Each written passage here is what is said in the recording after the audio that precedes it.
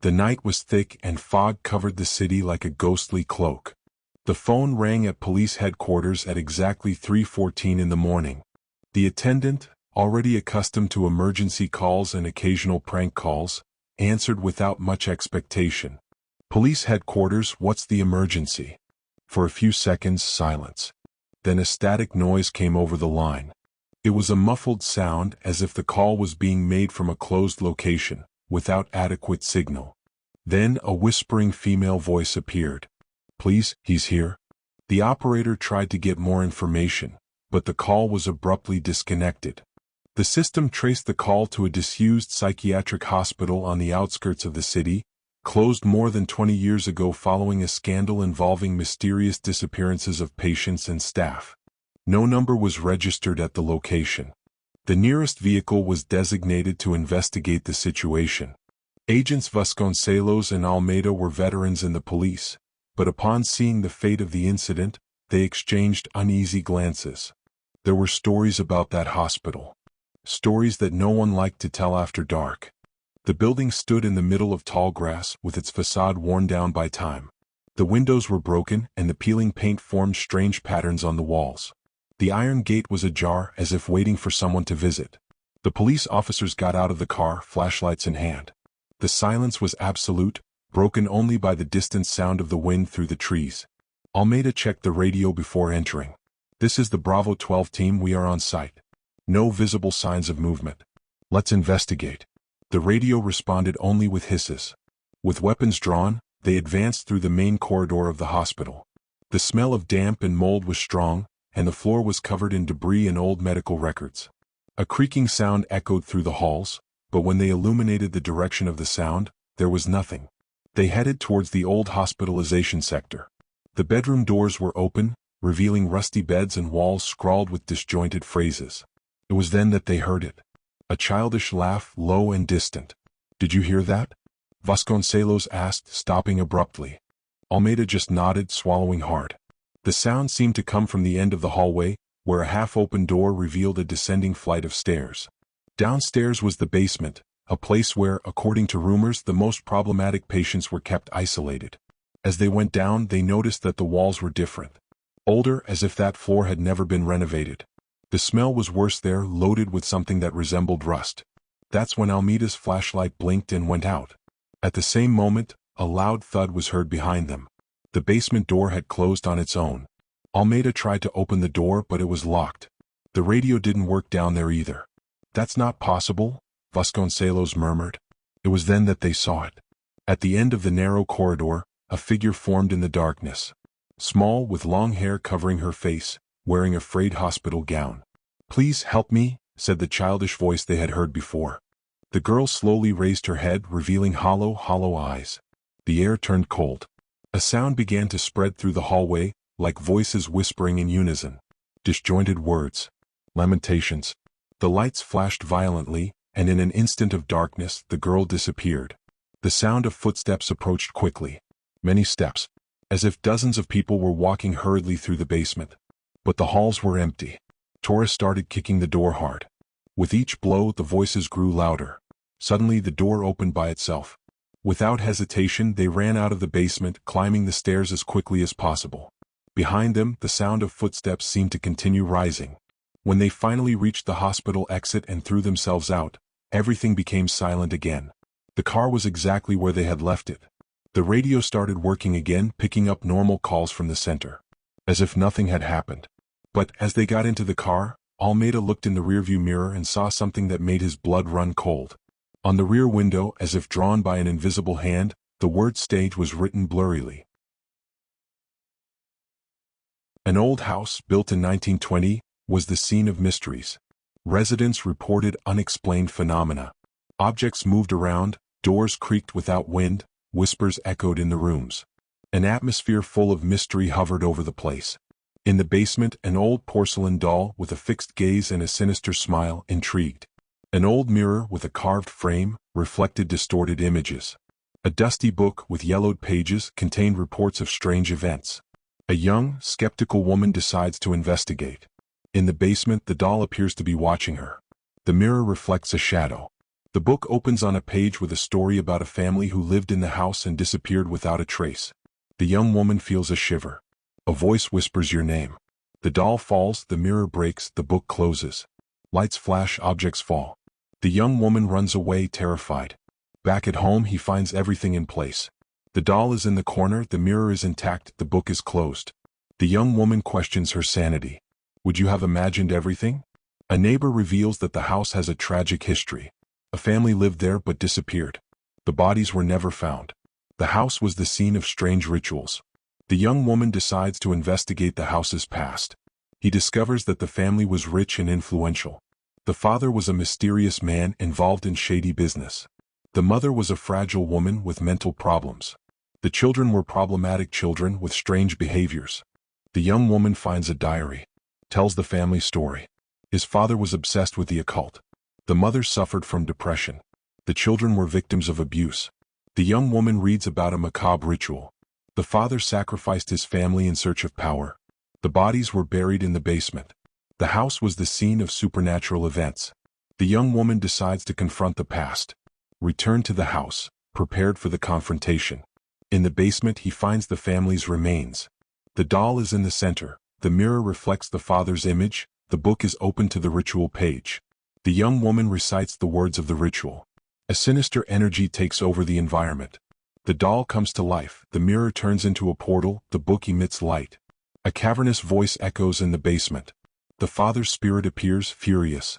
The young woman fights against the entity. Objects fly, walls shake, the floor opens. The young woman finds a photo of her family. The father smiles, the mother cries, the children are scared. The young woman feels compassion. The young woman refuses to condone evil. Appeal to love. The father's spirit weakens. The doll falls, the mirror closes, the book goes out. The young woman kneels, exhausted. A ray of light invades the basement. The house transforms. The family appears, smiling. They thank the young woman for her release. The young woman gets emotional. Realize that love is stronger than hate. The house is purified.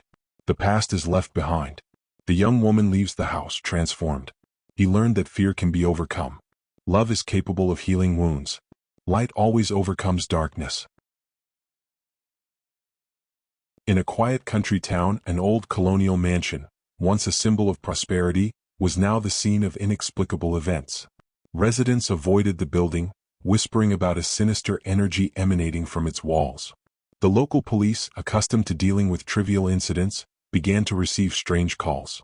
Neighbors reported flickering lights, creaking doors, and whispering voices in the abandoned mansion.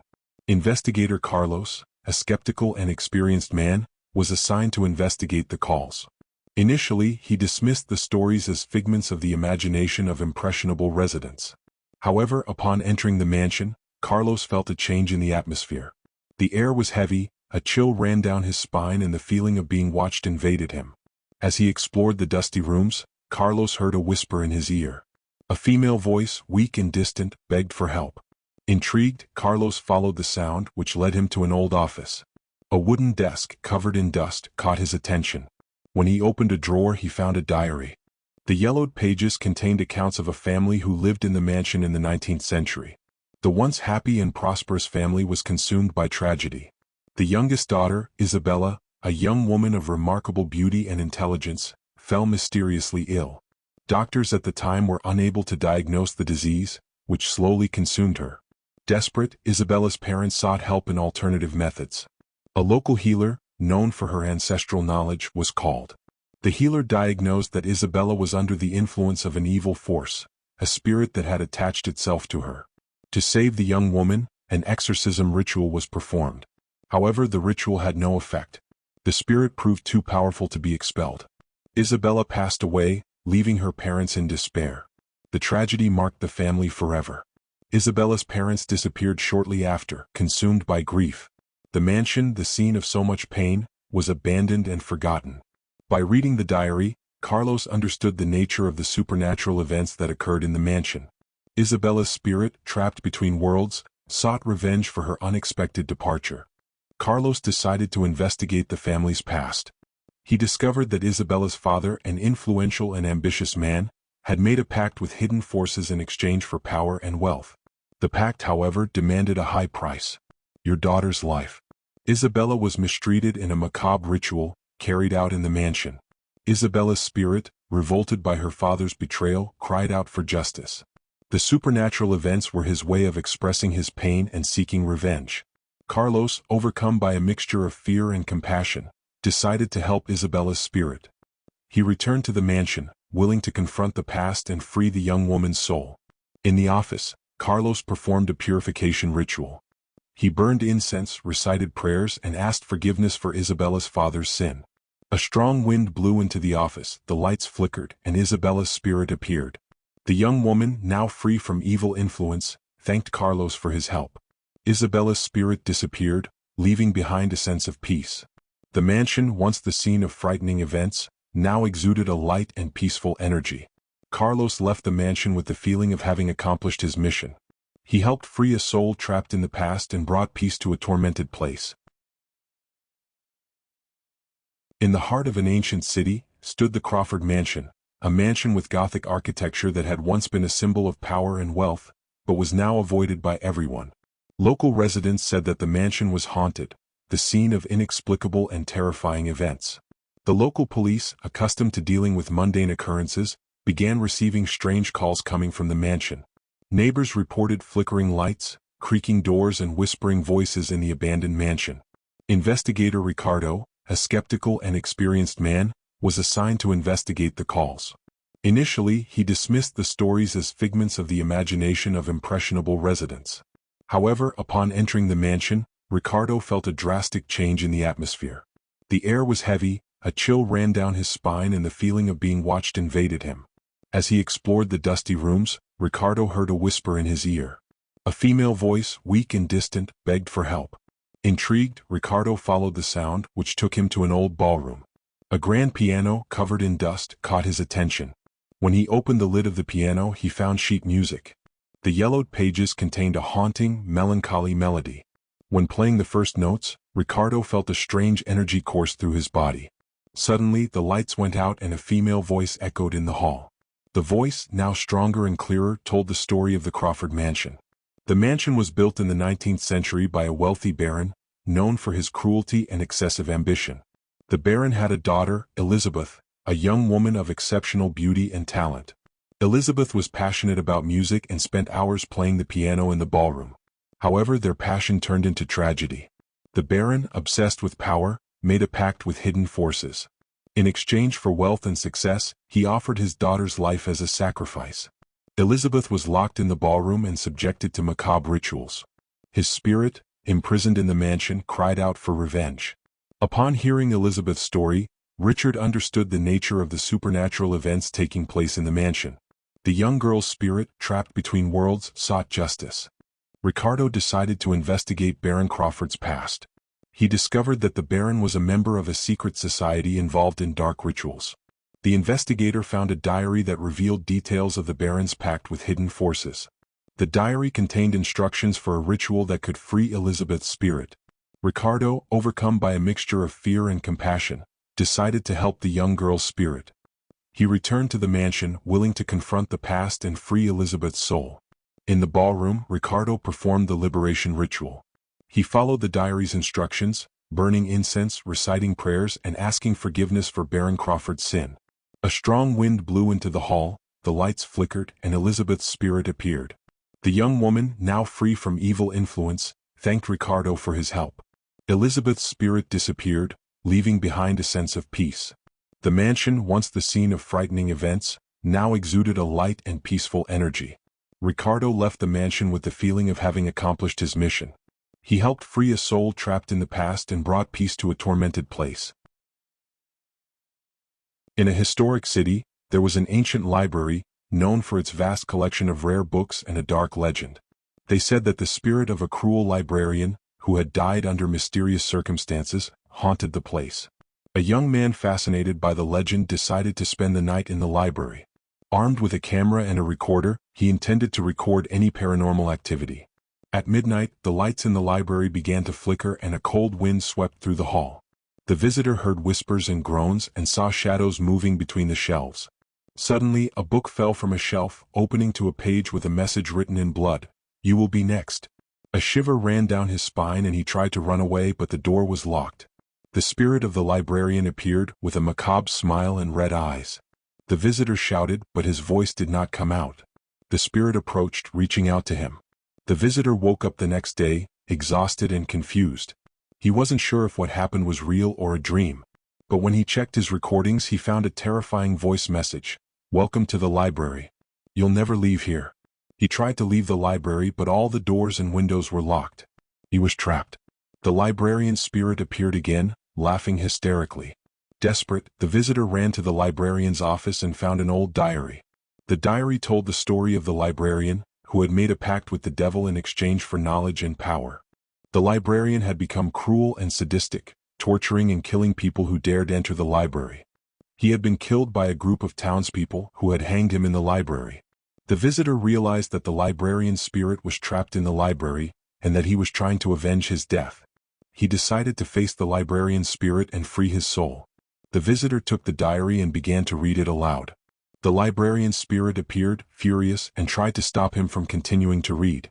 The visitor continued reading, ignoring the spirit's screams and threats. When he finished reading the diary, he felt a strange energy course through his body. The librarian's spirit disappeared, leaving behind a sense of peace. The visitor had freed the librarian's soul, which could now rest in peace. The visitor managed to leave the library safe and sound. He never went back there, but he never forgot what happened that night.